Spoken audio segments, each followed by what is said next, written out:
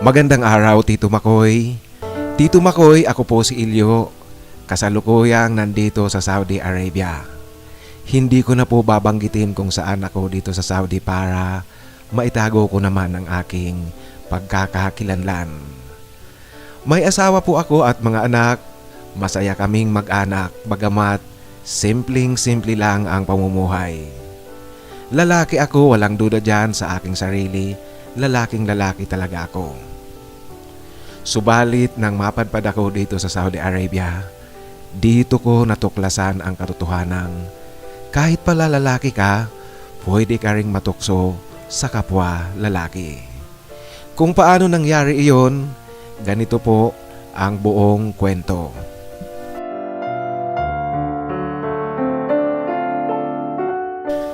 2022 dumating ako dito sa Saudi Arabia. First time kong mag-abroad. Kaya noong bago ako umalis sa Pilipinas, ang daming agam-agam sa aking isipan. Aaminin ko, Tito Makoy, malaki talaga ang pangamba at takot na namumuo sa aking isipan kasi nangangamba ako kung ano ang maaaring madatnan ko pagdating ko ng Saudi Arabia. Pero sa awa ng Diyos, maganda ang napasukan kong kumpanya. Hindi siya kalakihan pero maganda ang kalagayan ko. Maganda rin ang takbo ng pasahod. Kinailangan ko nga lang munang manatili ng 6 na buwan sa villa kasama ang iba't ibang lahi na mga katrabaho ko. Ang patakaran kasi sa aming kumpanya, kailangan mo munang bumuo ng 6 na buwan sa trabaho bago kanila payagang tumira sa labas ng villa. Ito'y sa mga nagtatrabaho sa opisina. Yung sa hindi opisina, iba rin po ang patakaran. Pag natapos mo na ang 6 na buwan, nasa sa iyo na yan kung gusto mong umalis at kung ayaw mong umalis, pwede ka ring manatili na lang sa villa. Ako, Tito Makoy, natapos ko ang 6 na buwan. Maswerte ring nakahanap ako ng tirahan. Maliit lang, nasa lumang gusali, pero ang kagandahan nito merong isang flat sa gusali na mga Pilipino rin ang nakatira. Kinuha ko na ito kasi mura ang upa, kayang-kaya ng housing allowance na ibinibigay sa akin ng aming kumpanya. Liban pa dyan, tahimik ang lugar. Siyempre, Tito Makoy, excited akong mag-isa sa bahay kasi kung mag-chat-chat kami ng aking pamilya, walang istorbo kahit na anong oras. Ang problema ko sa aking paglipat, kulang pa ako ng mga gamit sa aking tirahan. Gaya ng mga upuan. Subalit hindi ito gaanong problema kasi malapit lang naman ang bilihan ng mga segundamanong gamit. Dito sa Saudi Arabia, Tito Makoy, tinatawag namin itong harads. Sa Pilipinas, ukay-ukayan ang tawag natin. Lahat ng mga second-hand items nandito na. Mula damit at mga gamit sa loob at labas ng bahay. Walking distance lang ito mula sa aking tinitirhan. Biyernes na umaga pumunta ako sa Harads para bumili ng mga gamit na kailangan ko. Dito talaga ako bibili kasi mura lang pero matitibay at maayos pa rin ang mga mabibili mo. Makakatipid ako, marami ang mabibili ko sa kaunting halaga. Nilakad ko lang papunta sa Harads kasi tatawid lang ng highway. Tapos papasok na sa compound. Malaking compound ito, Tito Makoy. At palibhasa nga Biyernes, umaga, kakaunti ang mga shops na nagbukas. Alam mo na, Tito Makoy, pag Biyernes, banal na araw ito sa ating mga kapatid sa Islam. Nagbubukas ang karamihang mga shops pagkatapos ng pang-alas 3 nilang pagdarasal sa hapon. Pero ngayong Biyernes na umaga, mangilan-ilan rin ang bukas at pasalamat na ako kasi kahit papaano, merong mga nagbukas na shop at meron ngang nagbubukas pa lang. Upuan ang pangunahing kailangan kong bilhin kasi wala ako ni isa man sa loob ng bahay. Sa loob ng Harads, iisang shop pa lang ng mga segundamanong upuan ang bukas. Hindi pa nga ganap na bukas kasi kararating lang ng tindero nitong Yemeni. Hussein ang pangalan na ibibigay ko sa kanya. Yung ibang display nila natatakpan pa ng mantalona, yung mga nasa labas ng building, nasa harap ng kanilang shop. Lumapit na ako sa shop at mabait naman ang tindero nito. Mag-isa siyang nagbubukas ng tindahan. Inasikaso na niya ako.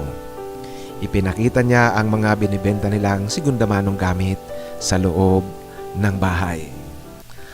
Ang nakakatawa, Tito Makoy, kasi yung mga nakadisplay sa labas, hindi pa naaalis ang nakatakip na mantalona o kaya tarpaulin. Kaya ang ginawa namin, hinawi lang namin ng aming mga kamay, naglalakad na kami sa loob at sa ilalim ng mantalona. Ang daming magagandang upuan, nalula ako sa pamimili. Nalilito ako kung alin ang kukunin. Nagtatawanan kami ng tindero dahil sa itsura ng aming ginagawa. Hinahawi lang namin ang mantalona. Tapos, naglalakad na kami sa loob at sa ilalim nito. Pero Tito Makoy, bahagya akong natigil sa aking pakikipagtawanan sa tindero.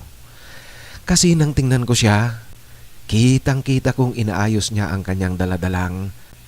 Bakas na bakas ko sa kanyang suot na tob. Ang problema sa mga upuang natatakpan ng mantalona ay masyadong malalaki. Kahit na magaganda lahat, pero wala akong napili dito. Dinala niya ako sa iba pang binibenta nila sa loob mismo ng gusali. Marami pa pala sa likurang bahagi. Kung papasok ka sa kanilang shop, hindi mo aakalaing merong nasa likod ng dingding na makikita mo pagpasok mo sa shop. Malaki pa pala ito at marami pang mga nakadisplay sa likod. Dito, Tito Makoy, meron na akong napiling tamang-tama lang na upuan at lamisa. Itinabi namin ang mga napili ko. Pagkatapos naming maitabi ang mga upuan at lamesa, pinag-uusapan na namin ngayon kung paano ang pagdala nito sa bahay. Kasi wala akong sasakyan, Tito Makoy, naglakad nga lang ako. Sa aming pag-uusap ni Hussein, palibhasa nasa loob kami ng silid. Walang nakakakita sa amin mula sa labas. At wala ring gaanong tao ang buong compound ng Harads kasi nga Biyernes na umaga pa lang. Si Hussein, bigla niyang itinaas ang kanyang tob. Tapos inilabas ang kanyang daladalang sandata. Nabigla ako kasi walang binatbat ang sariling atin, Tito Makoy. Hindi natin pwedeng ipagmalaki ang sariling atin kung ito ang ikukumpara mo. Tito Makoy, nablangko ako. Nang matauhan ako sa pagkakahawak ko dito, Habibi, merong pumasok, makita tayo.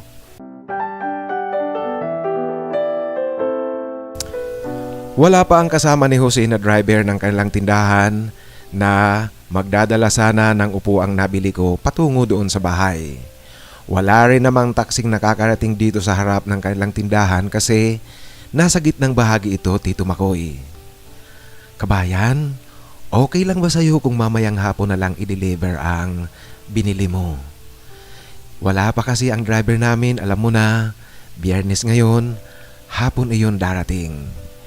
Ito ang tanong at paliwanag sa akin ni Hussein. Okay lang, walang problema. Ito naman ang sagot ko sa kanya.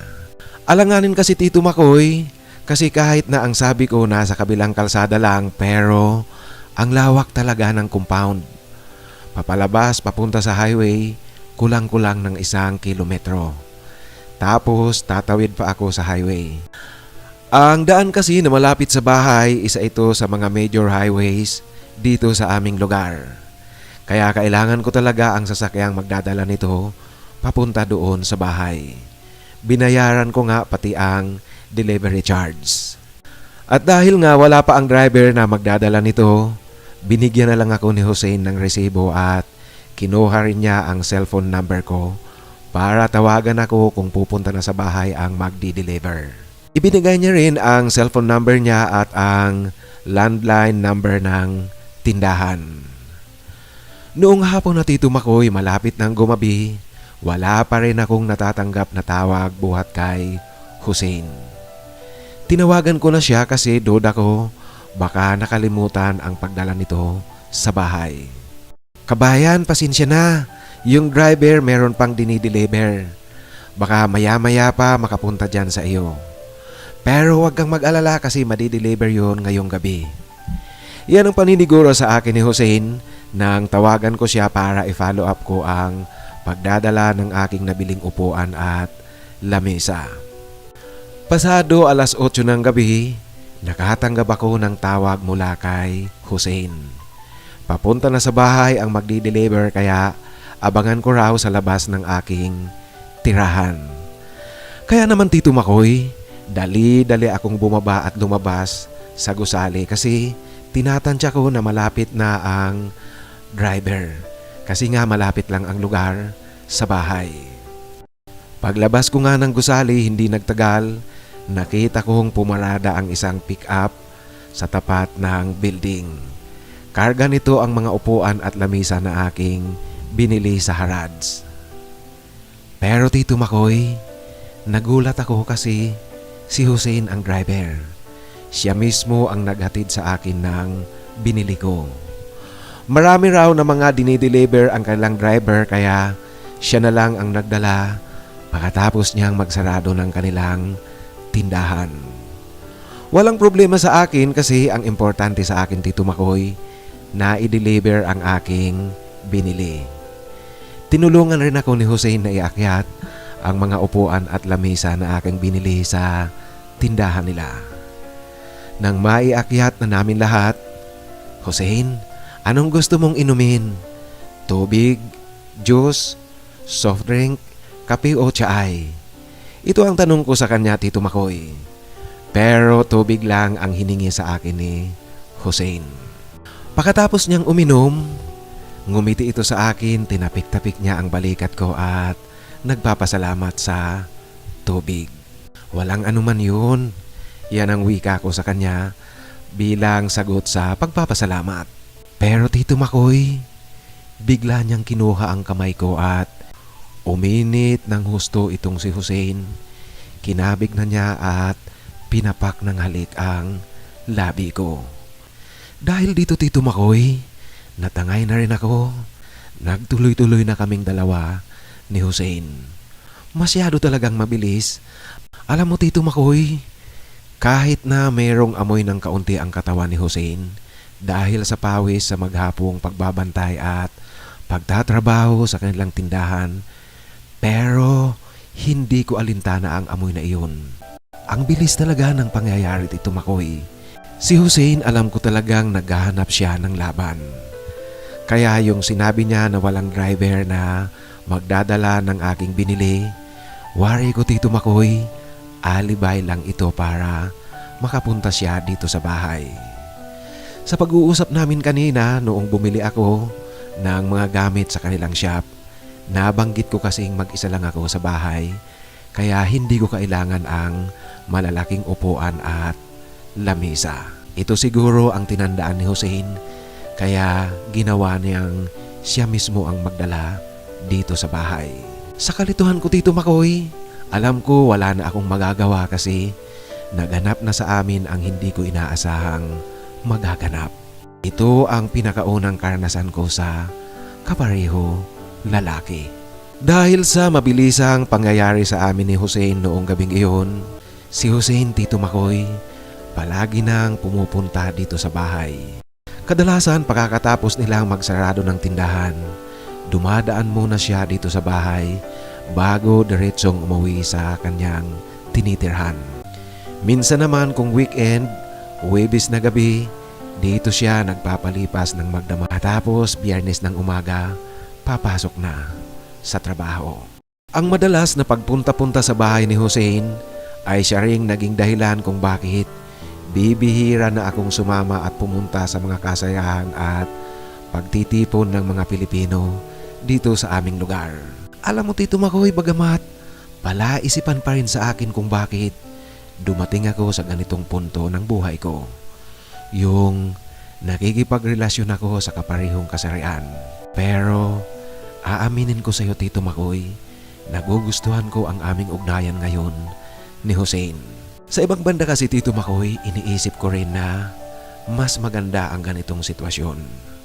Ang kagandahan nito, hindi ako natutuksong magloko yung maghanap ng babaeng pwede kong makarelasyon dito sa Saudi Arabia.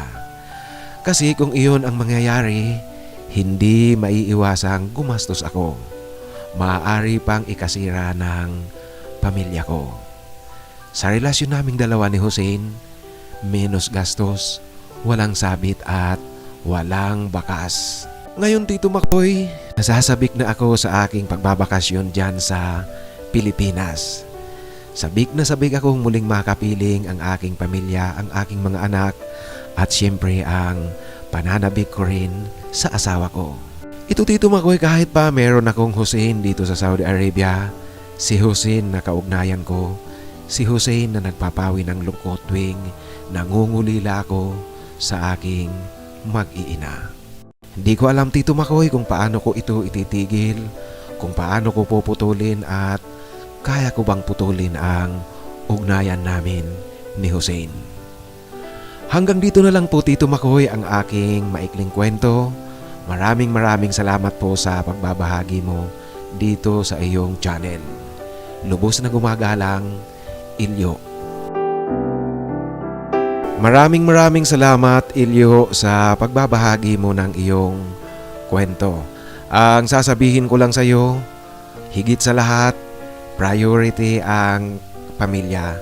Tapos yung relasyon nyo dyan sa anong nationality ngayon, Yemeni, kay Hussein, ingat ka rin dyan kasi ang pagkakaalam ko, bawal dyan sa Saudi Arabia ang pakikipagrelasyon sa kaparehong kasarian.